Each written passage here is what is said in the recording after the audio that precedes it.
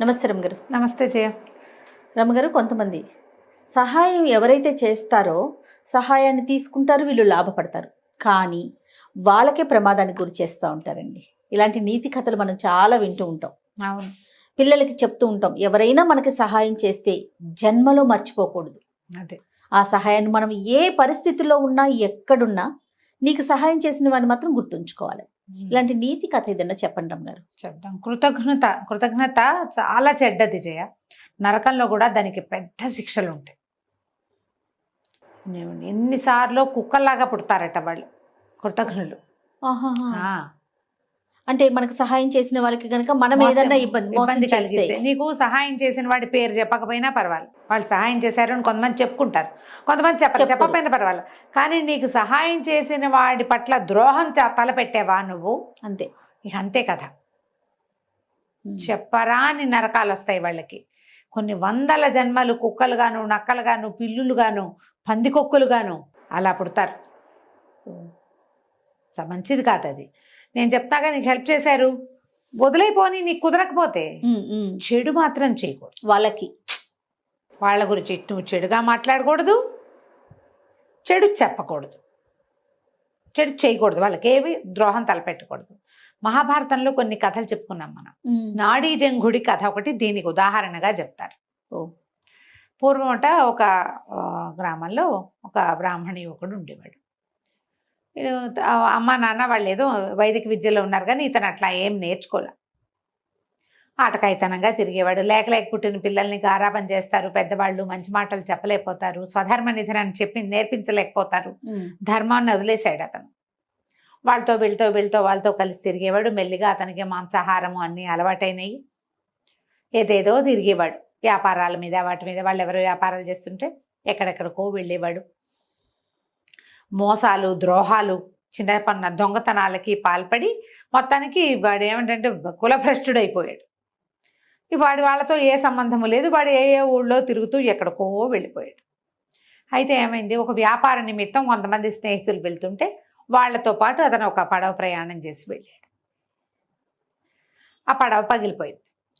అందరూ ఎవరి దారిని వాళ్ళు కొట్టుకుపోయారు నీళ్ళకి. ఇతను ఒక ప్రాంతానికి చేరాడు. అప్పటికి 3-4 రోజులుగా ఈ నదిలో, సముద్రంలో కొట్టుకుపోయి ఆహారం లేదు, చాలా దుర్భరమైన పరిస్థితిలో ఉన్నాడు.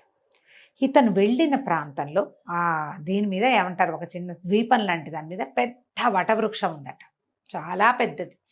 ఎంత పచ్చగా, ఎంత ఆహ్లాదంగా ఉందో అక్కడ నాడీ జంఘుడు అనే బకరాజు నివాసం ఉండేవాడు. కొంగ, అతిపెద్ద కొంగ, పురాతనమైనది. ఇది కృతయుగం నాటి కథ.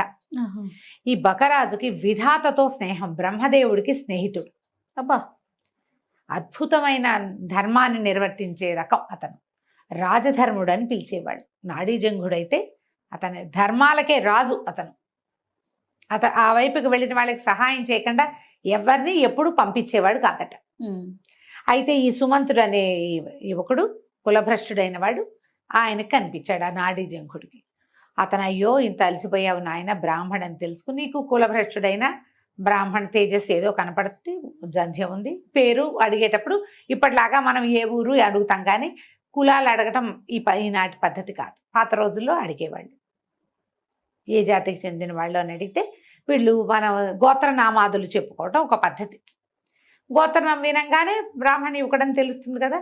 ఆయన తీసుకొచ్చి తన పెద్ద పెద్ద రెక్కలతోటి బాగా విసిరి అతని శ్రమ అంతా పోగొట్టి చక్కటి పళ్ళు గిళ్ళు ఆహారంగా ఇచ్చి సంతోషంగా తన దగ్గర అట్టు పెట్టుకుని రాత్రి ఉంచుకున్నాడు. మర్నాడు పొద్దున ఏమన్నాడంటే, నాయనా, నేను నీకు ఆహారాన్ని ఇవ్వగలిగా, అలసట తీర్చగలిగాను. బాగా ముందుకు నడిచి వెళ్తే మధువ్రజం అనే ఒక పట్టణం ఉంది. దాని రాజైన విరూపాక్షుడు రాక్షసుడు, కానీ నాకు అత్యంత ప్రీతిపాత్రమైన స్నేహితుడు. అతనికి బ్రాహ్మణ భక్తి ఎక్కువ, బ్రహ్మదేవుని పూజిస్తాడు. నువ్వు అక్కడికి వెళ్తే నీకు కావలసిన ధన సహాయం చేస్తాడు. అది తీసుకుని ఇంటికి వెళ్ళి నీ జీవితాన్ని నువ్వు గడుపుకుందువు కానీ, ఓకే అని చెప్పేసరికల్లా ఈ సుమంతుడు సరేనని ఆ మధువ్రజానికి వెళ్ళాడు.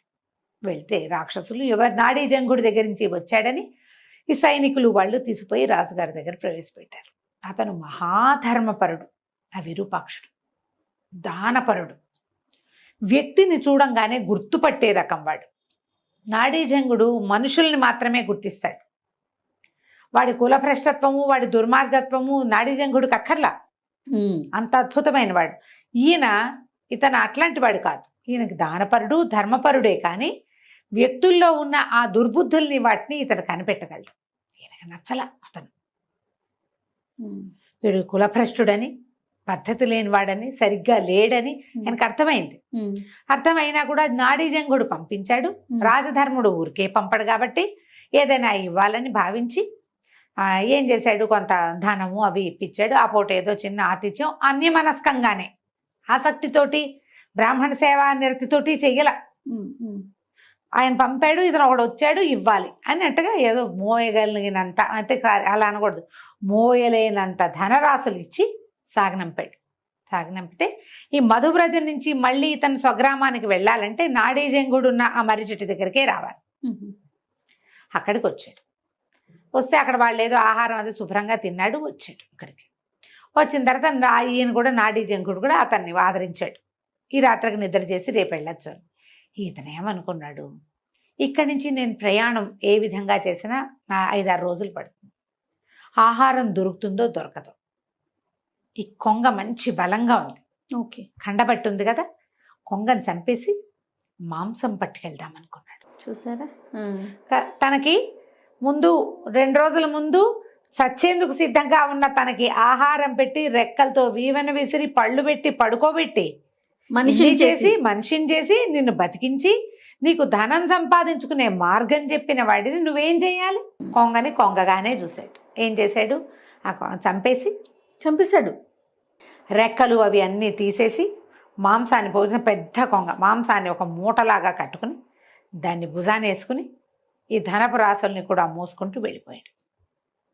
ఇక్కడ వీళ్ళకి ఏం అలవాటు, నాడీజంగుడి దగ్గర నుంచి ఎవరైనా గెస్ట్ వస్తే వచ్చినట్టు మధువ్రజానికి, లేకపోతే 2 రోజులైతే నాడీజంగుడే వస్తాడు. ఓహో, కబుర్లు చెప్పుకుంటారు. సాయంకాలాలు కాసేపు వచ్చేవాడు. వీడు బయలుదేరి వెళ్ళిపోయాడు. ఈ నాడీజంగుడిని చూసి 2 రోజులైంది. ఏమిరు మనిషి రాలేదు, ఎవరు రాలా ఆ పక్క నుంచి, కనీసం కొంగ పిచ్చిక అయినా వస్తాయి, నాడీజంగుడు రాలేదు అని ఆయనకి ఏదో అపశకునంగా అనిపించడం మొదలుపెట్టింది విరూపాక్షుడికి. కొంతమంది చారుల్ని పంపించాడు. భటుల్ని, నాడీజంగుడి కుశలం కనుక్కురండి, ఇక్కడి నుంచి అక్కడి నుంచి రోజు కబుర్లు వస్తూనే ఉంటాయి. ఏమీ రాబోయేసరికి ఆయనకు అనుమానం వచ్చింది. భటులు వచ్చేసరికల్లా వటవృక్షం బోసిపోయింది, రెక్కలు అవి తెగి కనపడుతున్నాయి, అక్కడ ఇక్కడ ఈకలు కనపడుతున్నాయి, నెత్తురుంది. వాళ్ళు పరిగెత్తుకుంటూ వెళ్ళి చెప్పేసరికల్లా ఈయనకి ఏం అనుమానం వచ్చింది, దుర్మార్గుడైన కపట బ్రాహ్మడు ఒకడు వచ్చాడు, కులభ్రష్టుడు, వాడే ఈ పని ఏదో చేసుంటాడని ఆయన ఆ మేఘాల మీద పరిగెత్తుకొచ్చాడు. వస్తే ఏముంది, రెక్కలు, కాళ్ళు, ముక్కు కనపడ్డాయి. పరమ దుఃఖంతో అయ్యో దుర్మార్గుడికి ఇంట్లో అవకాశం ఇచ్చి ఇట్లా చేసుకున్నాడే అని వాటిని దహనం చేశారు, ఆ కనపడ్డ వాటిని. ఈ బ్రాహ్మడు ఏ దారిని వెళ్ళాడో వాడిని పట్టుకురండి అన్నారు. ఇంతలో బ్రహ్మదేవుడికి ఈ కబురు వెళ్ళింది. స్నేహితుడు కదా వాళ్ళిద్దరు మాట్లాడుకుంటారు ఎప్పుడు. వాడిని పట్టుకొచ్చేసారు సుమంత్రుడు, సైనికులు వెళ్ళి పట్టుకొస్తే ఈయన ఏమన్నాడంటే, వీడిని చంపి ఆహారంగా తినండి అని భటులకు చెప్పాడట విరూపాక్షుడు. రాక్షసులు నరమాంసం తింటారు కదా, చీచీ వీడు కృతఘ్నుడు, వీడి మాంసాన్ని మేము తినమన్నారు వాళ్ళు. కృతఘ్నుడైన వాడి మాంసాన్ని నరమాంస భక్షకులు కూడా తినరు ఆ కాలం. అది ముక్కలుగా తరిగి కుక్కలకు ఆహారంగా వేయమంటే కృతఘ్నుడి మాంసాన్ని కుక్క కూడా ముట్టదు, కుక్కలు కూడా తినలేదట. ముక్క చెక్క తరిగేశారు. తరిగి మాంసాన్ని విసిరేస్తే కుక్కలు కూడా ముట్టుకోలేదు. వీడు కృతఘ్నుడు, వీడి మాంసం బాగుండదు, చెడు వాసన వస్తుంది, వాడు కృతజ్ఞత అందులోంచి బయటకు వస్తుంది. కుక్కలు విశ్వాసం గల జంతువులు కాదు, మరి అవి తినవట. ఇంతలో విధాత బ్రహ్మదేవుడు వచ్చి ఈ నాడీజంగుడి ఇది చూసుకుని వాడి దగ్గర మాంసం కూడా దొరికింది, దాంతో దహనం చేశారు. ఆయన ఆ దహనం అయిపోయిన దాని మీద అమృత వర్షం కురిపించి నాడీజంగుడిని బతికిచ్చేశారు కదా. విరూపాక్షుడు కావలించుకున్నాడు, నేను నిన్నెంతో మిస్ అయ్యాను, నువ్వు కృతజ్ఞుడు, వాడి సంగతి నీకు తెలియక నువ్వు వాడికి ఆశ్రయం ఇచ్చావు, వాడే నిన్ను ఇట్లా చంపేశాడు, ఇంత అన్యాయం జరిగింది, భగవంతుడు ఉన్నాడు కాబట్టి నువ్వు బతికున్నావు, లేకపోతే నువ్వు ఎట్లా వస్తావు మాకు, నీలాంటి వాడిని మేము కోల్పోతాం కదా అని కావలించుకుని చాలా దుఃఖపడ్డాడు. ఆ బ్రాహ్మడు ఏమయ్యాడో నేను నాడీ జంకుడు అడిగితే వాడిని ముత్తరించి కుక్కలకు ఆహారంగా వేసాం. కుక్క కూడా ముట్టలేదు వాడి శరీరాన్ని, వాడి మాంసాన్ని అని విరూపాక్షుడు చెప్తే, అయ్యో అయ్యో బ్రాహ్మణ వధ చేసావా నువ్వు, మారడానికి వాడికి ఇంకొక అవకాశం ఇవ్వండి, వదలకూడదు, నువ్వు చేసిన పుణ్యమంతా పోతుంది ఒక బ్రాహ్మణ్ణి వధిస్తే. వాడు కులభ్రష్టుడైతే వాడి భ్రష్టత్వం వాడితోటే ఉంటుంది, వాడిని చంపిన పాపం మనకొస్తుంది కదా. అతన్ని బతికిచ్చి అతనికి ఒక అవకాశం ఇవ్వమని అడిగాడట. ఆయన చూడు ఎట్లాంటి వాడు. ఇంత చేసినా కూడా అప్పుడు మళ్ళీ బ్రహ్మదేవుడి వరప్రసాదంతో సుమంత్రుడిని మళ్ళీ బతికించారు. బతికిచ్చి ఈ అపార ధనరాశులు ఇచ్చేసి అతన్ని పంపించేసి, కృతజ్ఞుడు అయితే అంటే ఎవరికైతే కృతజ్ఞత ఉండదో వాడికి ఎలాంటి గతి వస్తుంది అంతే. ఇప్పుడు దీనికి ఈ జీవుడికి ఆయన చెప్పట, ఇంత పని చేసినందుకు వాడి కర్మశేషాన్ని వాడు అనుభవిస్తాడు. రేపు మరణించి వెళ్ళాక వాడంతటి వాడిని మరణించని, చంపిన పాపం నీకెందుకు? ఈ కర్మబంధాన్ని అతను మోసుకోవాల్సిందే. అతను చేసిన చాలా రకాల దుష్కర్మలు, కులభ్రష్టత్వము, స్వధర్మ నిధనం చేయకపోవటము తో పాటు వాటన్నిటితో పాటుగా నాడీజంగుణ్ణి సంహరించింది, ఆ పాపాన్ని కూడా వాడు మోసుకుంటాడు. కానీ వాడిని చంపిన పాపాన్ని నువ్వు మోయొద్దు అని చెప్పి అతన్ని బతికించి కాలక్రమం ఏ రకంగా అయితే అది అయిపోతుంది అని చెప్పి డబ్బిచ్చి పంపించేశారు. ఇలాంటి కథలు మహాభారతంలో ఎన్ని ఉంటాయో జయ. ఎంత బాగుంది రమ్మగారు కదా, చాలా విశేషమైన కథ. ఎప్పుడూ కూడా మనుషుల బేసిక్ ధర్మం ఏంటంటే కృతజ్ఞత. అది లేకపోతే మనిషి కాదు, అంతే. జీవించి ఉన్నా వేస్టే వాళ్ళు, వ్యర్థం కదా. నేను చెప్పాను, నువ్వు సహాయం చేసిన వాడికి తిరిగా సహాయం చేయలేకపోయినా ఏం పర్వాలేదు. చెడు చెయ్యకు, చెడు అనకు, అంతే. అది పాపం నీ వెంట పడుతుంది. తప్పులు ఎప్పుడు వెంట పడతాయి కదా జయ. 100% అండి. ఎప్పుడు మన నీడ మన వెన్నంటే ఉంటుంది. ఇది కూడా అంతే, నీడలాగా పడిపోతుంది మన వెనకాల. అందుకని ఆ పని మాత్రం చేయ. చాలా బాగుంది రమ్మగారు, అద్భుతంగా ఉంది. నమస్తే అండి. నమస్తే గారు. నమస్తే జయ. ఏదైనా మంచి కథ చెప్తారండి? పెద్ద కథ చెప్తా తప్పకుండా. పూర్వం వర్తమానపురానికి ఒక రాజుగారు ఉండేవారు. ఆయనకి చక్కటి సౌందర్యవతి, సుగుణాల రాశి అని చెప్పదగిన వసుధ అని భార్య ఉండేది. చాలా హాయిగా ఉండేవాళ్ళు. చాలా రోజులు పిల్లలు పుట్టలేదు. రాజ్యానికి ఉత్తరాధికారి కావాలి. ఆ కాలంలో ఇంత ఏకపత్ని వ్రతాలు ఉన్న కాలం ఏం కాదు. రాజుగారు కొంచెం ప్రీతిగా ఉండేవారు భార్య అంటే. అందరూ ఇంకో పెళ్లి చేసుకోండి అనగా సరే రాణిగారు కూడా మరి సంతానం కలగట్లేదు, ఏం చేస్తాము, ఇంకో పెళ్లి చేసుకోండి అంటూ ఉండేది. సరే ఈయన చూసి ఒక చిన్న సామంతరాజు గారి అంటే చితికిపోయిన సామంతరాజు గారి కూతురు ఒక అమ్మాయిని, కాంతిమతిని పెళ్లి చేసుకున్నారు. కాంతిమతి చాలా బుద్ధిమంతురాలు. మీది మిక్కిలి రాజుగారు ఇట్లా తనని పెళ్లి చేసుకోవడం వల్ల తన తండ్రి కుటుంబానికి చాలా మేలు జరిగిందని, మళ్ళీ చితికిపోయిన వాళ్ళ ఇల్లు ఉద్ధరింపబడిందని రాజుగారి మీద భయభక్తులతోటి ఈ సవితి పెద్దరాణి పట్ల చాలా ప్రీతిపాత్రంగా భయము భక్తితోటి మెలిగేది. ఎంతో బాగుండేది.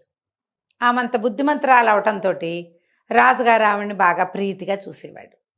మొదట్లో బాగానే ఉంది, రేపొద్దున పిల్లలు పుడతారులే అనుకునేది. ఈ వసుధ పెద్దరాణికి ఒకళ్ళిద్దరు చెలికత్తెలు ఉండేవాళ్ళు. అబ్బాయి ఏం ముద్దు సాగుతోందమ్మా, చిన్న రాజ్యం నుంచి వచ్చినా కూడా, చిన్న కుటుంబం వీళ్ళది అయినా కూడా భలే సాగుతోంది అలా అనేవాళ్ళు. ఈవిడికి మెల్లిగా దీనికి సాగుతోంది అనిపించడం మొదలుపెట్టింది. ఊళ్ళో వాళ్ళు కూడా ఈ బుద్ధిమంతురాలైన చిన్న రాణిని బహుముచ్చటగా చూసేవాళ్ళు. వీడికి ఇంకా మండేది, ఏమిటి దీని గొప్ప, ఏమైనా పట్టపురాణే అలా అనిపించేది. ఈ చెలికత్తలు అనేవాళ్ళు, అబ్బో రేపొద్దున ఏ నెలలో తప్పి ఈవిడికి పిల్లలు పుడితే ఈవిడిని అసలు నేల మీద పట్టుకోగలవా అనేవాళ్ళు. ఆవిడ నేల మీదే ఉండేది, వీళ్ళు అనేవాళ్ళు అట్లా.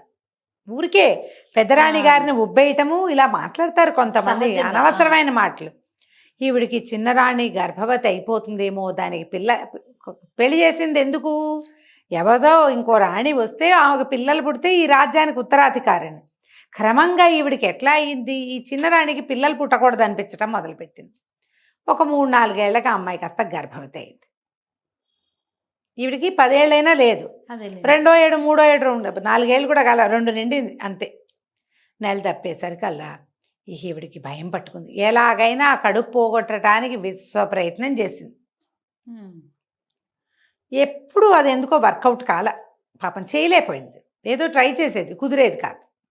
సరే, ఈ చిన్నరాణి భయభక్తులతో ఉండేదిగా పెద్దరాణి పట్ల. అక్క నుంచోమంటే నుంచునేది, కూర్చోమంటే కూర్చునేది. ఈవిడేం చేసింది, నీకు సులువుగా పురుడయ్యే మార్గం నేను చెప్తా, మా పుట్టింట్లో అంతా ఇదే చేసేవాళ్ళు అని చెప్పి తన మందిరంలో ఒక పెద్ద నిచ్చెనేయించి కళ్ళకు గంతలు కట్టించి చిన్నరాణికి ఎక్కి దిగు, ఎక్కాలి దిగాలి, ఎక్కి దిగితే సులువుగా పురుడు వచ్చేస్తుంది. ఈ అమ్మాయి ఆవిడ ఏం చెప్తే అది చేస్తుంది. ఈ నిచ్చెన ఎక్కటం దిగటం మొదలుపెట్టింది, ఎక్కుతోంది. అయితే ఈవిడేం చేసింది, ముందే ఈ మంత్రసానికి చెప్పింది, యువరాణికి చిన్నరాణి గారికి ఏ పిల్ల పుట్టినా సరే పిల్లని బయట పారేస్తాం, చిన్నరాణికి కప్పలు పుట్టాయని చూపించాలి మనం, నువ్వు కాసిన కప్పలు తీసుకురా అని చెప్పింది. ఆ మంత్రసాని ఈ రాణిగారి పెద్దరాణి గారి పుట్టిన ఊరిదే. ఈవిడ మాటే దానికి వేదం. ఆ మాత్రం ఒళ్ళుమంట ఎవరికైనా ఉంటుంది. అదేం పనమ్మా, కావాలని పెళ్లి చేసుకున్నావు, ఈ పిల్ల పుట్టబోయే పిల్ల మన రాజ్యానికి ఉత్తరాధికారి, అలాంటి మాటలు చెప్పల. కొన్ని చెప్పవు, కొన్ని ఘటాలు అట్లా ఉంటాయి. కాసిన కప్పలు పుచ్చుకొచ్చింది, అదొక డబ్బాలో వేసి పట్టుకొచ్చింది, మూటల్లే కట్టింది, పట్టుకొచ్చింది. పట్టుకొచ్చాక ఏమైంది, సరే ఈ మీరు ఎక్కి దిగుతుంటే నొప్పులు వస్తున్నాయి ఈ చిన్న రాణికి. ఎక్కగా దిగగా 3 ట్రిప్పులు ఎక్కి దిగాక 4వసారి ఎక్కబోతుంటే పెద్ద నొప్పి వచ్చి బిడ్డ జారి కిందకి వచ్చేసింది. 2 పిల్లలు పుట్టారు. ఏదో బరువు దిగిపోయినట్టు తెలిసింది కానీ ఆ అమ్మాయికి పురుడు వచ్చినట్టు అర్థం కాలేదు. ఎక్కుతోంది, ఆ ఎక్కే కష్టంలో ఈ జారిన కష్టం ఆవిడకి తెలియలే. ఈ మంత్రసాని టక్కిన పిల్లలిద్దరినీ పట్టుకుంది, అయిపోయిందని ఏ బొడ్డు కోసేసింది. 2 ఆడపిల్ల ఒకటి, మగపిల్లాడు ఒకటి. మరుక్షణం చెలికత్తెలు దింపేశారు చిన్నరాణిని. దింపేయంగానే ఈవిడేం చేసింది, ఆ మంచం మీద పడుకోబెట్టి ఆ మంచం మీద ఇన్ని కప్పల్ని ఆ సంచిలో మూట కట్టుకొచ్చింది కదా, డబ్బాలో పోసి మూట కట్టి పోసేసింది. తర్వాత వీళ్ళకి ఒక ముసలి దాది ఒకటి ఉంది ఈ అంతఃపురంలో, దాని పేరు వెంకప్ప. ఆ వెంకప్పకిచ్చి ఈ పిల్లలిద్దరిని పాతి పెట్టేయమని పంపించారు. వెంకప్ప పిల్లలిద్దరిని మోసుకెళ్ళిపోయింది. ఇది సరిగ్గా చీకటిగా కను చీకటి పడుతున్న సమయంలో జరిగింది. ఈ ఎగశ్వాస వచ్చేసింది పిల్లకి, ఈ చిన్నరాణికి. బరువు దిగిపోయేసరికల్లా ఒకరు అపిరితిప్పిరి అయిపోతారు కదా, పురుడు వచ్చిందో తెలియలే. మొదటి తొలుచూలే కదా, అమ్మాయికి అర్థం కూడా కాల. ఆ అమ్మాయి కొంచెం తిప్పుకునేసరికల్లా కప్పలు పుట్టాయని కేకలు పెట్టారు. రాజుగారు నిర్ఘాంతపోయాడు. అందరూ బయటకు వచ్చేసారు, ఠారుమని పోయాడు. తీరా వచ్చి చూసేసరికల్లా ఏముంది, రాణి గారు పక్క పడుకునుంది, పక్కన కప్పలున్నాయి, ఈ కప్పలు పుట్టాయి అన్నారు. రాజుగారికి ఏం చేయాలో తెలియలేదు. ఈ లోపల ఏమైంది, ఆ వెంకప్ప ఆ 2 పిల్లల్ని చెరువు గట్టుకు తీసుకుపోయింది. గొయ్యి అయితే తవ్వింది కానీ దానికి జీవించి ఉన్న పిల్లల్ని పాతటానికి ప్రాణం ఒప్పల. చెరుకో గోతులోనూ పడుకోబెట్టింది, కప్పకుండా వెళ్ళిపోయింది. సరిగ్గా ఎవ్వరూ లేరు చీకట్లో అనుకుంది. కానీ ఒక ఆవిడ, ఈ కుండలు చేసే ఆవిడ, అవతల వైపు చెరువుకి అవతల పక్కన మట్టి తవ్వుకోవటానికి వచ్చింది. ఎవరు సాయం దొరక చీకటి మాటున మూటెత్తుకుని వస్తుంది. వెంకప్ప రావటం, ఇట్లా 2 సందిటి పట్టు, ఒక పిల్లలంటే ఇట్లా పట్టుకుంటారు, 2 పిల్లల్ని ఇట్లా పట్టుకోవాలిగా, ఇట్లా పట్టుకొచ్చి దాన్ని దింపటం, తవ్వటం, వెళ్ళిపోవటం చూసేసింది. వెంకప్ప ఇది అంతఃపురంలో ఉండేది ముసిల్ది, ఏదైనా పాతాలంటే దీనికి అంతఃపురం నుంచి ఎవరినైనా సాయం పంపరు, ఏమిటా అని ఆవిడ మట్టి అక్కడ దిగబారబోసి ఇటు వచ్చింది. వచ్చి చూస్తే ఏముంది, చందమామలల్లే కనపడుతున్నారు పిల్లలు. ఈవిడికి తట్టింది. చిన్నరాణికి పిల్లలు కలిగే సమయం ఇది. పసిగుడ్లు పిల్లలు చూస్తే అప్పుడే పుట్టిన బిడ్డల్లాగా ఉన్నారు. ఇంకా ఏమి గట్టి కదలికలు కూడా లేవు, కళ్ళు ఆర్పి తెరిచి చేస్తున్నారు. అప్పుడే పుట్టిన పిల్లలకి ఏమి వస్తుంది, ఇంకా పెద్ద ఏడ్చేసా ఇది కూడా లేదు. ఇప్పటికి ఏమర్థమైంది, అమ్మా ఇది దాసిది అంతఃపురంలో ఉంటుంది, ఏమైనా చిన్నరాణి పిల్లల్ని దాటేసిందా, చచ్చిపోయారనుకుని వదిలిపెట్టారేమో. కళ్ళు తెరుస్తున్నారు పిల్లలు. పోనీ పాతిందనుకో, అదొక్కతే ఎందుకు వస్తుంది, పిల్లలు చచ్చిపోతే ఒకవేళ మరణించే ఉంటే అందరూ రావాలి కదా, 4 రావాలి, సైనికులు రావాలి, రాజలాంఛనాలతో పెట్టద్దు రాజుగారి పిల్లల్ని. ఏమిట్రా అని ఏం చేసింది, చటుకుని పిల్లలిద్దరిని ఎత్తుకుని ఇంటికి తెచ్చేసుకుంది.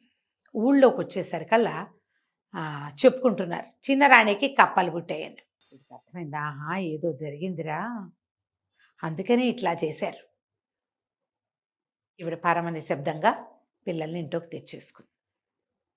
ఆ చుట్టుపక్కలంతా దాన్ని ఆవిడకి కావాల్సిన వాళ్ళే ఉన్నారు, ఎవ్వరికీ చెప్పాల. ఈ రోజే అంటే ఏదైనా ఆలోచిస్తారు. 5-6 రోజుల తర్వాత పిల్లలు దొరికినట్టు వార్త బయటకు వదిలిపెట్టింది. మరి ఇప్పుడు అందిస్తే ఏం చేస్తారో వాళ్ళు, కనీసం బతికుంటారు కదా. ఈ లోపల రాజుగారు ఏం చేశారు, ఈ లేక రెండో పెళ్లి చేసుకుంటే ఈ పిల్లకి కప్పలు పుట్టాయని ఆవిడని చూస్తే ఒక రకమైన ఇష్టం ఆయనకి. ఈ అడవిలో ఒక ఇల్లు కట్టించి చిన్న రాణిని అక్కడికి షిఫ్ట్ చేశారు. ఇంకా ఆవిడ దగ్గరికి ఆయన వెళ్ళల. పెద్దరాణి గారు భర్త సంతోషంగానే ఉన్నారు. సంతానం ఏది? ఏ సంతానం కోసం భర్తకి రెండో పెళ్లి చేశామో ఆ సంతానాన్ని ఇల్లు దాటిచ్చి ఆ భార్యని అవతలకు పంపించి ఏం సాధించిందో పెద్దరాణి ఆవిడకి ఒళ్ళు తెలియలా. చుట్టుపక్కల ఉన్న వాళ్ళైనా ఇది పొరపాటు తప్పు అని చెప్పలేదు. చెప్పరు కదా జయ ఎవరు. అసలు నువ్వు చేసేది పొరపాటు అని అసలు ఎప్పుడైనా వింటామా మనం? చాలా తక్కువ వింటామండి. అలా చెప్పినా తీసుకోరు రమ్మగారు. అలా చెప్పిన వాళ్ళని దూరం పెడతారు, తీసుకోరు. ఆ వెంకప్పో ఎవరో ఒకళ్ళు ఇలా రాణిని బయట పెడితే పీకొత్తరిచ్చేస్తారని భయపడి భయం. ఇక మళ్ళీ రాజుగారికి మెల్లిగా ఏదో అనారోగ్యం వచ్చేసి ఆయనకి ఎంతసేపు ఆ పక్క యువరాణి చిన్నరాణి ఆమె పక్కన పడుకున్న కప్పలే కనపడేవి. శారీరకంగా దుర్బలంగా అయిపోయాడు. మనసులో కూడా ఏంటో నిద్ర పట్టదు, యాంగ్జైటీ, ఏదో తప్పు చేసిన భావన. ఇక కుమ్మరి ఆవిడ దగ్గర పెరుగుతున్న పిల్లలు లక్షణంగా పెరిగారు. అందరూ అనేవాళ్ళు, భలే పిల్లలు దొరికారు, ఎంత చురుకో ఎంత తెలివో అని. 5-6 సంవత్సరాలు వచ్చేసినాయి పిల్లలకి. ఈ 5-6 ఏళ్ళు వచ్చేసరికి పుష్కలంగా మాటలు, తెలివైన మాటలు పిల్లలు, ఎంత చురుకు పిల్లలు. అందరూ అనేవాళ్ళు, భలే పిల్లలు దొరికారు, భలే పిల్లలు దొరికారు. అయితే ఏమైంది, రాజుగారికి అనారోగ్యం తగ్గల. ఈ లోపల పై ఊళ్ళ నుంచి ఎవరో జ్యోతిష్యులు వచ్చారు. వాళ్ళన్నీ లెక్కలు కట్టి, మరి ఇక మీకు కప్పలు కనిపిస్తున్నాయంటే బంగారు కప్పల్ని దానం చేయండి ఒకటి, తర్వాత ఊరందరికీ సంతర్పణ చేయండి అని చెప్పారు. చెప్పేసరికల్లా సరే ఈయన బోళ్ళని పూజలు అవి చేయించి మరి కప్పలు చేయించారు బంగారంతో. బ్రాహ్మలకి దానం ఇప్పించారు. ఆ రోజున ఊళ్ళో సంతర్పణ అయితే ఊరంతా సందడిగా ఉంది. ఈ కుమారావిడ దగ్గర ఉన్న పిల్లలు మామ ఏంటే ఊరంతా సందడి, ఎందుకే ఇంత గోల్ చేస్తున్నారు, ఏంటే ఊరంతా తాషా మార్పాలు మోగుతున్నాయి ఎందుకే అని మా అమ్మని అడుగుతున్నారు. ఆవిడ కొంచెం పెద్దది కదా. అడిగితే ఏమంది, రాజుగారు భోజనాలు పెడుతున్నారు అంటే మనమో వెళ్దామా భోజనానికి, ఏం పెడతారని అడిగారు పిల్లలు. ఆవిడ ఏం చెప్పింది, రాజుగారు ఆ స్వీట్లు పెడతారు, ఈ స్వీట్లు పెడతారు అన్నీ పెట్టి రాజుగారికి కప్పలు పుట్టేరా, కప్పలు పుడతాయా ఎవరికైనా మనుషులకి, కప్పలు పుడతాయి కానీ అన్నారు పిల్లలు. అప్పుడు ఇప్పుడు ఏం చేసింది, ఒరే ఒక ఆట ఆడదాం అని చెప్పి సంతర్పణ భోజనాల్లో ఏం చెయ్యాలో పిల్లలకి వైనంగా నేర్పించింది, ప్రాక్టీస్ చేయించింది. ఆ సంతర్పణ సమయానికి ఈవిడ చుట్టాల్లో ఎవరికో అనారోగ్యం వచ్చి ఈవిడ అక్కడికి వెళ్ళాల్సి వచ్చింది. పిల్లలిద్దరికీ, ఒరే నాయన నేను అక్కడికి వెళ్తున్నాను, సంతర్పణ భోజనానికి మాత్రం వెళ్ళండి, నేను చెప్పినట్టు చెయ్యండి అనేసరికి సరేనన్నారు. పిల్లలు కూడా సంతర్పణకి వెళ్ళారు. భోజనాలు అందరికీ పెడుతున్నారు లైన్గా. ఈ పిల్లలిద్దరి దగ్గర, ఆడపిల్ల దగ్గర ఒక ఆడబొమ్మ, మగపిల్లడి దగ్గర ఒక మగ బొమ్మ ఉన్నాయి. వీళ్ళిద్దరూ చెరుకో విస్తర్లో కూర్చొని బొమ్మలు రెండింటినీ చెరుకో విస్తర్ దగ్గర కూర్చోబెట్టారు. మా బొమ్మకు విస్తరేయండి అంటే చిన్నపిల్లలుగా నవ్వుతూ వేశారు. పిల్లలిద్దరూ అటు ఇటు కూర్చుని మధ్యలో 2 బొమ్మలకి 2 విస్తళ్ళు వేయించారు. విస్తర్ అంటే ఇంత ప్లేస్ అవుతుందా, పిల్లల్ని జరగమంటే అదేంటి మా బొమ్మలు తినద్దా అంటారు. వీళ్ళతో ఎవరు వచ్చారంటే పెద్దవాళ్ళు ఎవరూ లేరు. అక్కడి నుంచి వడ్డన మొదలుపెట్టారు. బొమ్మల దగ్గర ఖాళీ విస్తళ్ళు ఉంటే పిల్లలు ఒప్పుకోలే, మా బొమ్మలకు కూడా విస్తట్లో వడ్డించాల్సిందే. అయితే ఇంతలో ఏమైంది, భోజనాలు జరుగుతున్నాయి, సంతర్పణ అవుతోంది. రాజుగారు సంతర్పణని పర్యవేక్షణ చేస్తున్నాడు. అటు ఇటు తిరుగుతూ ఇటువైపు వచ్చాడు. ఈ లోపల అక్కడికి వచ్చిన వాళ్ళు ఎవరు, బొమ్మలు ఏం తింటాయా అదా ఇదని కేకలేస్తున్నారు. ఎందుకు తినవు, తింటాయి మా బొమ్మలు, లడ్డు పెట్టండి, మా బొమ్మలు పులిహార పెట్టండి, చేగోడీలు పెట్టండి, చక్కెలాలు పెట్టండి అని పిల్లలు కోవాలి. ఈ పిల్లల గొంతులు కొంచెం కీచుమంటాయి కదా చిన్న పిల్లలవి, ఇద్దరు గొంతులు పెంచుకుని అరుస్తున్నారు. ఈ మాట్లాడే వాళ్ళ మాటలు సందట్లో ఏమిటి అని రాజుగారు ఆరాధీయటానికి వచ్చాడు. వచ్చేసరికల్లా ఆయన నవ్వుతూ పిల్లల్ని చూసరికి ఆయనకు ముద్దొచ్చింది. చక్కగా ఉన్నారు చిలకలల్లే. నాయన బొమ్మలు అన్నాలు తింటాయా అంటే, ఎందుకు తినవండి, చక్కగా తింటాయి, మా బొమ్మలు ఎప్పుడూ అన్నం తింటూనే ఉన్నాయి, పెట్టించండి అంటే బొమ్మలు అన్నం తినవు నాయన. ఎందుకు తినవండి, మనుషులకు కప్పలు పుట్టట్లా, మనుషులకు కప్పలు ఎట్లా పుడతారో బొమ్మల అన్నాలు అట్లాగే తింటాయి అనగానే రాజుగారికి మెరుపు కొట్టినట్టు అయిపోయింది. నిజం, మనుషుల కప్పలు ఎట్లా పుడతాయి అంటే పసిపిల్లలు చెప్పే వరకు కూడా ఆయనకు ఆలోచన రాలా. ఇక నిర్ఘాంతపోయాడు. నిజమే ఆ మాట. నాయనా ఎవరు మీరు ఏమిటి అని అడిగితే మేము కుమారావిడ పిల్లలం అన్నారు. సూర్యం అనిపించింది. 5-6 ఏళ్ల క్రితం రాణిని కప్పలు పుట్టాయినే కదా తీసుకెళ్ళి అక్కడెక్కడో పెట్టాం. ఈయన ఈ భోజనాల హడావిడి వదిలిపెట్టి పరిగెత్తుకుంటూ రాణిని తెచ్చుకున్నాడు, చిన్న రాణిని. ఆవిడకి ఆ రోజు ఏం జరిగిందో చెప్పే అవకాశం కూడా ఇవ్వలేదు. ఈ పిల్లలు ఎవరి దగ్గర ఉన్నారో ఆవిడని, ఎవరి పిల్లలో ఆవిడని పిలవండి అన్నాడు. కుమ్మరావిడ వచ్చింది. కుమ్మరావిడిని అడిగాడు, మీ పిల్లలు ఇంత తెలివిగా ఉన్నారంటే ఎందుకుంటారు మహాప్రభు, రాచబిడ్డలు. వెంకప్ప పాతి పెడుతుంటే తీసుకున్నాను నేను. మా పితమా కుమ్మరి వాళ్ళ పిల్లలకైతే ఇన్ని తెలివితేటలు మట్టి తొక్కే తెలివితేటలే ఉంటాయి. లోక జ్ఞానం రాచపుటకి సహజంగా ఉంటుంది, మీకు లోపించింది కానీ మీ బిడ్డల్లో లోపించలేదు. అది ఆ రోజు రాత్రి వెంకప్ప ఇక్కడ పాతి పెడుతుంటేనే నేను తీసుకున్నాను, మీరు వెంకప్పని పట్టుకోండి. వెంకప్పని పిలిచారు. ఆవిడ లబోదిబోమని ఏడ్చింది. మంత్రసాని రాణిగారు అప్పచెప్పారు. మంత్రసానిని పట్టుకున్నారు. రాణిగారికి కవల పిల్లలు పుట్టారు, ఒక ఆడపిల్ల ఒక మగ పిల్లవాడు. నిచ్చెన మీద నుంచి జారుతుంటే పట్టుకున్నాను అని చెప్పి. పురుడు నిచ్చెన మీద ఎందుకు అయ్యింది అని అడిగాడు రాజు. అడిగితే నిచ్చెన ఎక్కిచ్చారు. నిండు గర్భిణిని నిచ్చెనెక్కితేనే పురుడు సులువు అవుతుందని నమ్మించి, నీ మాట నమ్మితే ఆ నిచ్చెన ఎక్కించి ఆమె ఒక బిడ్డనైనా దక్కనివ్వలేదుగా. అంతే ఇహ చిన్న రాణిని అక్కడి నుంచి తెచ్చి పెద్ద రాణిని అక్కడ పంపించారు. ఈ పిల్లలిద్దరిని ఇంట్లో పెట్టుకున్నారు. తన పిల్లల్ని రక్షించినందుకు కుమారావిడ శాశ్వతంగా ఆవిడ మరణం వరకు రాజకుటుంబంతో పాటే ఉంది. ఆలోచించరు మనుషులు. ముందే ఎందుకు మెరుపు కొట్టలేదు ఆయనకి, ఇలా ఎలా జరిగింది, అసలు పురుడు ఎట్లా వచ్చిందో కూడా కనుక్కోవాలి. చిన్న రాణికి ఆసరా లేదు కాబట్టి పెద్ద రాణిదే రాజ్యం. కథ కంచికి మనం ఇంటికి. బాగుంది రమ్మగారు. నమస్తే. నమస్తే జయ. నమస్తే రమ్మగారు. నమస్తే జయ. రమ్మగారు, మీరు పిసి సర్కారు మెజిషియన్ స్టోరీస్ చెప్తా ఉన్నారు కదా, ఒక చెప్పుకుందాం. భలే ఉంటాయి. కథ అంతా ఉంటుంది. ఒక చిన్న మ్యాజిక్ ట్రిక్ అనమాట. సుందర్బనాలు అనే ఒక రాజ్యం ఉండేదట. ఆ రాజుగారికి ఒక కుమారుడు ఉండేవాడు, శీలకుమారుడు అతని పేరు. రాజుగారు మంచి కంట్రోల్లో ఉంచేవాడు అబ్బాయిని. అయితే వివాహానికి ముందు తీర్థయాత్రలు అవి అంటే ఊళ్ళు తిరగటము ఒక పద్ధతిగా ఉండేది అక్కడ. పిల్లలు చదువు అయిపోయాక రాకుమారిని బయటికి పంపించేవారు. ఈ శీలకుమారుడు కూడా అట్లాగే తను చుట్టూ అన్ని రాజ్యాలు చూసి ప్రపంచాన్ని తెలుసుకోవటం. తర్వాత వివాహం చేసేవాళ్ళు. ఆ తర్వాత ఏం చేసేవాళ్ళు, రాజ్యాధికారం. ముందు యువరాజు పట్టాభిషేకం చేసి రాజ్యాధికారం మెల్లిగా రావాలంటే ఈ లోపల అంతఃపురాల్లో ఉండటము, తర్వాత గురువు దగ్గర ఉండటము, ప్రపంచాన్ని చూసేది అవకాశం లేదు కదా. అవును కదా. అందుకని ఒక పర్యటన అలా తిరుగుతూ ఉండటం. అందుకని చెప్పి శీలకుమారిని పంపించాడు. ఇతను ఈ సుందరబనాల నుంచి బయటికి వెళ్ళి తమకి కొంత దూరంలో ఉన్న ఒక కోసల రాజ్యానికి వెళ్ళాడు. రాజ్యం భలే అందమైందట. కోసల దేశానికి ఒక పెద్ద నగరం, అదేదో చెప్తారు దాని పేరు, జైపూర్ లాంటిది ఏదో, జైపురం. ఆ నగరమే దాని రాజధాని. జైపురం చాలా బాగుంటుందని అందరూ చెప్పగా విని ఈ శీలకుమారుడు ఆ జైపురానికి వెళ్ళాడు.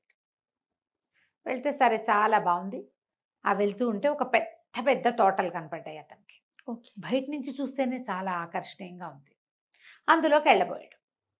లోపలికి వెళ్ళబోతే తోటమాలి వాళ్ళు అడ్డుకున్నారు. వాకిట్లో ఉన్న వాళ్ళు, సెక్యూరిటీ వాళ్ళు ఉంటారు కదా, ఇది అందరూ వెళ్ళేది కాదండి, మీరు ఎక్కడో బయట ఊళ్ళ నుంచి వచ్చినట్టు, ఈ ఊరు వాళ్ళు ఎవరు ఇందులోకి వెళ్ళరు, ఇది రాజకుమార్తె శాలిని యొక్క సొంత ఉద్యానవనం, ఆమె తిరుగుతుంది. ఇది మీకు ఇక్కడ కనపడుతుంది కానీ కోటకి అంతఃపురానికి అనుసంధానంగా ఉన్నది ఇది. అంతఃపురం నుంచి యువరాణి బయటికి రోడ్ల మీదకి రాకుండా ఆ ఒక మార్గం గుండా ఇందులోకి వచ్చేస్తుంది. ఓకే. ఇప్పుడు అంతఃపురానికి అనుసంధానంగా ఉన్నట్టు అనమాట ఇది. ఇందులోకి బయట వాళ్ళు వెళ్ళకూడదు, మగవాళ్ళు స్ట్రిక్ట్లీ నో అండి, కుదరదని పంపారు. కానీ ఇతనికి ఆ లోపల నుంచి వస్తున్న పువ్వుల గాలి, పళ్ళ వాసనలు, ఆ బయట ఉన్న క్యానోపీ లాగా కనపడుతుంది అనమాట, అదంతా ఇట్లా దీనిలాగా కనిపిస్తుంది. చాలా ఆకర్షణీయంగా ఉంది, చల్లగా ఉంది. అక్కడ నుంచుంటే వెళ్ళాలనిపించింది. ఏం చేశాడు, సరే రెండో పక్క అక్కడి నుంచి వదిలి సరేనని వచ్చేసాడు. కాదు కూడదు అంటే వాళ్ళకే తెలిసిపోతుంది వీడు వేరే మార్గం ట్రెస్ పాసింగ్ చేస్తాడని, అవునులే. సరిహద్దులు దాటేస్తాడని అనుమానం వస్తుంది. అక్కడ సరేనని వచ్చేసాడు. ఇంకో రోడ్డు వైపుకి వెళ్ళాడు. వెళ్ళేసరికల్లా అక్కడ కూడా ఇదే తోట కనపడుతుంది అతనికి. అది ఇక్కడి నుంచి అక్కడ దాకా ఉంది. ఓహో. సరే ఎవరు లేరని చూసి ఇతను ఏం చేశాడు, గుర్రాన్ని కొంచెం అవతలగా కట్టేసి మాటుగా కాస్త చాటుగా కట్టేసి చల్లగా ఆ గోడ దూకి లోపలికి వెళ్ళాడు. వెళ్తే ఎంత బాగుందో. మన ఊళ్ళలో లేవు ఇలాంటివి అనిపించింది. వాళ్ళ ఊళ్ళో ఏంటి, రాజకుమార్తెలు లేరు, వాళ్ళకి అబ్బాయిలు ఉన్నారు. అబ్బాయే ఉన్నది. అబ్బాయి కోసం అతను వేటకు అడవికి వెళ్తాడు. అతనికి తోట అవి ఎందుకు, ఏవో మామూలుగా తోటలు పెంచారు. ఈ ప్రత్యేకంగా రాజకుమార్తె కోసం అక్కడక్కడ లతానీ కుంజాలు, చక్కగా పొదరిళ్ళు, దేనికి దానికి బెడ్స్గా వేసిన గులాబీలు, మల్లెలు, ఇలా రకరకాల చెట్లు, ఇన్ని పువ్వులు ఉండేసరికల్లా ఎన్నో తుమ్మెదలు, తర్వాత సీతాకోక చిలుకలు, చిలకలు, పిచుకలు ఎన్ని ఉన్నాయో. సంతోషం పట్టలేకపోయాడు అతను. అంత గ్రీనరీ, ఆ కలర్ఫుల్గా ఉన్న దాన్ని చూసేసరికల్లా ఒక ఆత్మానందానికి లోనయ్యి అంతా తిరిగి దొరికిన పళ్ళేవో 4 కోసుకుని తిని తర్వాత ఏం చేశాడు, పక్కన ఒక చిన్న పొదరిల్లు లాగా ఉంటే దాని మీద ఒక బెంచ్ ఉంది. దాని పక్కన ఆ బెంచ్ మీద కూర్చుంటే హాయిగా ఉంది. కూర్చుని అతని దగ్గర పిల్లని గ్రోబ్ ఉంది. అతనికి ఫ్లూట్ వాయించే అలవాటు. ఈ బోర్డును దోపుకున్నాడు. నడువు కట్టుకునే దట్టీలో, ఆ దట్టీలో నుంచి ఫ్లూట్ తీసి వాయించడం మొదలుపెట్టాడు. కాసేపు అయ్యేసరికల్లా ఏమైంది, ఫ్లూట్ వాయిస్తూ హాయిగా సంతోషంగా ఉన్నాడు. చల్లగా మధురమైన వాసనలు వచ్చే ఆ గాలి పీలుస్తూ అట్లా మైమరిచిపోయి ఉన్నాడు. ఎక్కడి నుంచి వచ్చిందో ఒక నాగుపాము అతన్ని కాటేసింది. అయ్యో. కెవ్వమన్నాడు, గిలగిలా తన్నుకున్నాడు, పడిపోయాడు కింద. మొహం నీలంగా అయిపోయింది.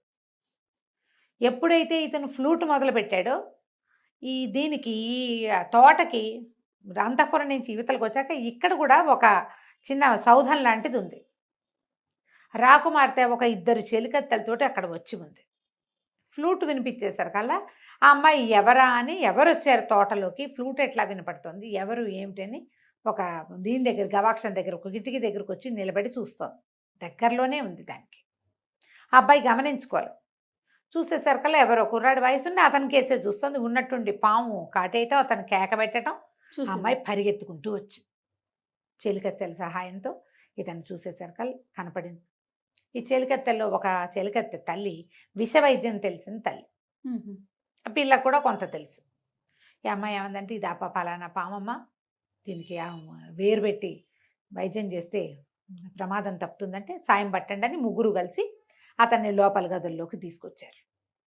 తీసుకొచ్చి రాకుమార్తె అతను ఇక్కడ ఇందులో ట్రెస్ పాసింగ్ చేసి లోపలికి వచ్చాడంటే అతనికి శిక్ష పడుతుంది. అంతేగా. అతనేమి తన్ను చూడడానికి రాలా, ఈ తోట సౌందర్యం కోసం వచ్చాడు. ఆ సంగీతం బాగుంది, రాకుమారుడు చక్కగా ఉన్నాడు. ఎవ్వరికీ చెప్పకుండా 5-6 రోజుల పాటు అతన్ని అక్కడే దాచిపెట్టి వైద్యం చేయించి అతను కోలుకునేదాకా కాపాడింది. ఓకే. కాపాడి పంపించేద్దాం అనుకుంది. కాస్త కోలుకునేసరికల్లా తన ఫ్లూట్ వాయించడము, కబుర్లు, మాటల్లో మెల్లిగా మనసు ఇచ్చిపుచ్చుకున్నారు వీళ్ళు. కోలుకున్న తర్వాత ఇతను, నేను బయలుదేరి చాలా కాలం అయింది, ఇంటికి వెళ్ళిపోతాను అని చెప్పి, నాకు కూడా వివాహ ప్రయత్నాలు చేస్తున్నారు అని తెలుసుకున్నాడు ఆ అమ్మాయికి. నాకు కూడా వివాహ ప్రయత్నం చేస్తున్నారు, ఎట్లాగో ఉత్తరాలు రాస్తారు, మీ దగ్గర నుంచి ఫోటోలు వస్తాయి, నేను నిన్నే సెలెక్ట్ చేసుకుంటా, మన ఇద్దరం పెళ్లి చేసుకుందామని అమ్మాయికి మాట ఇచ్చి ఇంటికి వచ్చేసాడు. ఇంటికి వచ్చి కొద్ది రోజులు గడిచినాక ఇతను ఈ శాలిని చేసుకుంటా అని చెప్పి గనక చెప్పాడో నాన్నకి, నాన్న తిరగబడిపోతాడు. వాళ్ళ నాన్న ఈ పిల్లాడిని, కుర్రవాడిని అతనే ఉద్దేశం చెప్పేలాగా కానీ, అతని అభిప్రాయానికి విలువిచ్చేలాగా కానీ, చాయిస్ అతనికే వదిలేయటం కానీ చేయడు ఆయన. చాలా గట్టివాడు తండ్రి. అతను ఆ పద్ధతిలో లేడు ఆయన. ఇప్పుడు ఏం చేయాలని ఆలోచిస్తుంటే రకరకాల పెళ్లి సంబంధాలు వచ్చినాయి. శాలిని ఫోటో కూడా ఉంది అందులో, ఆ చిత్తరువు కూడా ఉంది. అన్నీ చూసిన తర్వాత ఇతను చాలు ఉంది చెప్దామనుకున్నాడు. తండ్రి, మంత్రి గారు, రాజగురువు ముగ్గురు కలిసి స్క్రూటినీ చేసి వాటిని ఏం చేస్తారు, అన్నీ చూసి ఈ అమ్మాయి తండ్రి ఎంతమంది ఫైనలైజ్ చేస్తారు కదా, ఇవన్నీ చూసేసి చివరికి 3 సంబంధాలు తేల్చారు. ఆ 3 శాలిని లేదు. ఏం చేయాలో తెలియలా, దిగులుగా అయిపోయాడు. వెళ్ళొచ్చిన దగ్గర నుంచి అతని ధోరణి మారిందని, ఇప్పుడు ఈ పెళ్లి సంబంధాలు చూడటం మొదలుపెట్టాక ఇంకా మొహం వేళ్లాడేసి ఉంటున్నాడని కనిపెట్టాడు మంత్రి గారి కుమారుడైన దేవదత్తుడు. ఓకే. ఏమిటో ఇలా డల్గా ఉన్నావు ఏమిటి అని ప్రశ్నించేసరికి వాళ్ళు ఇంకెవ్వరికి చెప్పలేక ఈ శీల్ కుమారుడు ఏం చేశాడంటే దేవదత్తుడికి చెప్పాడు ఈ సంగతి. హ్మ్. నేనేం చేయను, హ్మ్. నేనేమో అమ్మాయికి మాటిచ్చి వచ్చాను, తను నచ్చింది నాకు, నా ప్రాణం కాపాడింది, అమ్మాయి చాలా బాగుంది, రాజ్యము వాళ్ళ ఏర్పాట్లు మరీ బాగున్నాయి, మా నాన్నగారేమో తేల్చిన సంబంధాల్లో శాలిని లేదు. అక్కడికి రాజగురువు మంత్రి గారు అబ్బాయిని అడగండి అబ్బాయిని అంటే ఏం పర్వాలేదు నేను ఏది సెలెక్ట్ చేస్తే మా అబ్బాయి అది చేసుకుంటాడని మొదలుపెట్టాడు ఆయన. అబ్బాయి నేను చేసుకోనని అనలేడు, అందరి ముందు పరుగు పోతుంది తండ్రిది. ఏం చేయాలో తెలియట్లేదు అంటే దేవదత్తుడు అన్నాడు దానికే ఉంది, మనకి ఓ మంత్రవాది ఒక ఆయన ఉన్నాడు, అంటే ఐంద్రజాలికుడు, అదే మంత్రవాది అని అనకూడదు, ఇంద్రజాలం చేస్తాడు, ఆయన పేరు ఏదో భయంకర్ లాంటిది పేరు, ఆయనతోటి మాట్లాడదాము, ఏదైనా సలహా చెప్తాడని అక్కడికి వెళ్ళి రాకుమారుడు ఇట్లా ఒక అమ్మాయిని ప్రేమించాడు, రాజకుమార్తెనే, కానీ తండ్రి గారు సెలెక్ట్ చేసిన సంబంధాల్లో ఆ సంబంధం లేదు, హ్మ్. ఏం చెయ్యాలి అంటే అతను అన్నాడు సరే నేను చెప్తాను లేవు ఉపాయం చూద్దామన్నాడు. చూద్దామన్న తర్వాత సరే మంత్రి గారు వీళ్ళంతా సంబంధాలు తీస్తున్నారుగా, ఈ 3 సంబంధాలు ఈ అబ్బాయికి చూపించారు. ఆ అబ్బాయి నేను తేల్చుకోలేకపోతున్నానని చెప్పాడు. తేల్చుకోలేకపోతున్నాను అనేసరికల్లా సరే ఈ 3 తేల్చుకోకపోతే అవన్నీ చూడని మొత్తం పటాలన్నీ పెట్టారు. మాట్లాడపోతే అప్పుడు ఇంద్రజాలికుడు కూడా వచ్చాడు, వాళ్ళు నలుగురు మాట్లాడుకునే చోటు. అట్లా కాదు, ఇప్పుడు రాజకుమారుడికి కంటికి నచ్చడం కాదు మనసుకి నచ్చాలి. అంతేగా. హృదయ ఫలకం మీద ఎవరి పేరుందో ఆ పిల్లని చేస్తే అతను సంతోషంగా ఉంటాడు, మన రాజ్యానికి అద్భుతమైన వారసులు కలుగుతారు, సంతోషం వల్ల రాజ్యం బాగుంటుంది అనేసరికల్లా మంత్రి గారు పక్కపక్కన హృదయ ఫలకాన్ని ఎవరు చూస్తారండి అన్నాడు. ఎందుకు హృదయ ఫలకాన్ని చూసేందుకు అవకాశం ఉందండి, మన దగ్గర బ్రహ్మాండమైన విద్య ఒకటి ఉంది, మీరు ఓ పని చేయండి, ఈ వచ్చిన రాజకుమార్తెల పేర్లన్నీ లిస్ట్ అవుట్ చేసి ఒక కాగితం మీద రాయండి, రాజకుమారుడు మనసుకి ఏ సంబంధం నచ్చిందో ఆ అమ్మాయి పేరుని ఆయన హృదయ ఫలకం మీద వచ్చేలాగా నేను చేస్తాను బాగుందిగా అని చెప్పాడు మన ఈయన ఐంద్రజాలికుడు. కొంచెం బాగా ఆలోచించారు, ఈయన చెప్తున్నాడు కదా, ఆయన కొంచెం గట్టిగా పేరెన్నిక కన్నవాడు, ఏదైనా తమాషా మ్యాజిక్లు బాగా చేయగలిగేవాడు, ఒక్కోసారి పెద్ద పెద్ద విషయాల్లో కూడా ఆయన సలహా పాటించారు వీళ్ళు. అందుకని ఈ లోపల మంత్రి కుమారుడు దేవదత్తుడు అన్నాడు ఇది చేసి తీరాలి ఇట్లాగే, అప్పుడే కదా ఇతనికి ఎవరు నచ్చారో మనకు తెలుస్తుంది అని అతను బలపరిచేశారు. కల్లా కుమారుడి మాట విన్న మంత్రి గారు కూడా మరి పిల్లలు కోరుకుంటారు, అది రాజకుమారుడి మాట కూడా ఇదే అయి ఉంటుంది అని ఆలోచించి సరే ఒప్పుకున్నాక ఇతను ఐంద్రజాలికుడు అన్నాడు ఈ ట్రిక్ ఇది నేను ఈ మంత్రం అందరి ముందు చేస్తా, మనం సభలో చేసి చూద్దాం కావాలంటే, రాజుగారు తిరిగిపోకుండా అనమాట. ఓకే. ఆ సంబంధం మనం వద్దనుకున్నామని ఆయన అంటాడేమోనని సభలో చేద్దామన్నారు. సరే రేపొద్దున ఆ పరీక్ష హృదయ ఫలకాన్ని సందర్శనం, మర్నాడు పొద్దున రాజకుమారుడు వచ్చి కూర్చున్నాడు. ఓకే. సభలో లిస్ట్ అవుట్ చేశారు, ఒక 15 సంబంధాలు రాశారు, పేర్లు అందరు యువరాణుల పేర్లు రాశారు. రాశాక ఏం చేశాడు ఈయన బోల్డ్ అని మంత్రాలు చదివి రాజకుమారుడి చుట్టూతా ఇట్లా చేసి దిష్టి తీసినట్టు దాన్ని అంటించేశాడు. ఓకే. ఆ కాగితాన్ని అంటించేశాడు, కాగితం అంటించి దాన్ని ఒక పళ్ళెంలో వేసాడు, వేస్తే కాగితం అంటుకుపోయి మొత్తం కాలి బూడిదొచ్చింది.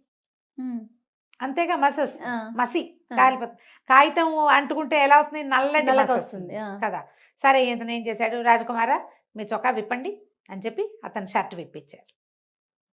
చొక్కా విప్పిన తర్వాత ఈ మసి తీసి రాజకుమారుడి గుండెల మీద ఇట్లా ఇట్లా ఇట్లా ఇట్లా రుద్దాడు. రుద్దంగానే ఒక పేరు ప్రత్యక్షమైంది అక్కడ, శాలిని అనుంది. అని ఆశ్చర్యపోయారు ప్రజలంతా, ఎట్లా వచ్చింది అంటే ఈయన మనసులో అంత గాఢంగా అమ్మాయి నచ్చింది, అది హృదయ ఫలకం మీద కనపడింది కదా, ఇంకేముంది శాలినితోటే పెళ్ళి అన్నారు. అక్కడి నుంచి కోసల రాజ్యానికి కబురు చేశారు, మీ అమ్మాయిని మా అబ్బాయికి చేసుకుంటామన్నారు. వివాహం అయిపోయింది, వీళ్ళంతా అక్కడికి తరలి వెళ్ళారు. తోటలోనే పెళ్ళి అడిగాడు రాజకుమారుడు, ఆ తోటలో బ్రహ్మాండంగా విందు చేశారు, అన్నీ హాయిగా అయిపోయింది. శాలినికి అక్కడ తోటలో విహరించడం అలవాటు కాబట్టి ఇక్కడ కూడా అలాంటి తోట నిర్మించడానికి అక్కడి నుంచే శిల్పులు తోటమాళ్ళు అందరినీ తీసుకెళ్తానని చెప్పాడు. బాగుంది. ఇంటికి వచ్చారు, సుందరవనానికి తిరిగి వచ్చేసారు. వచ్చిన తర్వాత ఆ రోజు రాత్రి పునఃసమాగమం అని గదిలోకి పంపించారు. ఈయన ఏం చేశాడంటే ఒక చక్కటి సబ్బు గిఫ్ట్ చేశాడు రాకుమార్తెకి. రాజకుమారుడు శీలకుమారుడు శాలినికి ఇచ్చాడు. ఇచ్చేసరికి శాలిని ఏమిటి ఇంతకంటే గొప్ప బహుమతి దొరకలేదంటే, ఎందుకు ఈ బహుమతి దీనివల్లే నువ్వు నాకు దక్కేవు, లేకపోతే నువ్వు దక్కేదానివి కాదు నేను మా నాన్నగారి మాట కాదనలేక చేసుకునేవాడిని అని చెప్పాడు. ఏం చేశారట, సబ్బు నానబెట్టి సబ్బుతోటి అతని గుండెల మీద శాలిని అని రాశారు రాస్తారు పొద్దున్నే. ఆల్రెడీ. అది ఆరిపోయింది. ఆరిపోయి ఉండిపోయింది ఒంటి మీద. కడిగితే కదా పోయేది సబ్బు. ఈ మసి పూసేసరికల్లా అంటుకున్న సబ్బు మీద మసి అంటుకుని శాలిని అని కనపడింది. హృదయ ఫలకం దాని మీద రాసినట్టు కనిపించింది. ట్రిక్ చూడు, మ్యాజిక్ ట్రిక్. సూపర్. మనం ఏదైనా ఒక అక్షరాలు ప్రత్యక్షం లాగా చేయాలంటే ఇప్పుడు మన వాళ్ళు ఏం చేస్తున్నారు, రాసేసుకుంటారు పేరు, దాని మీద ఈ మన సెలోఫెన్ టేప్ తీసి ఇస్తే సరిపోతుంది. అవును అవును. ఇప్పుడు కొత్త ట్రిక్కులు వచ్చాయి కదా, పాతకాలపు ట్రిక్. దీంతో ఈ రాజకుమారుడు రాకుమార్తెని పెళ్లి చేసుకున్నాడు. కథ కంచికి మనం ఇంటికి. బాగుందండి. నమస్తే రమ్య గారు. నమస్తే.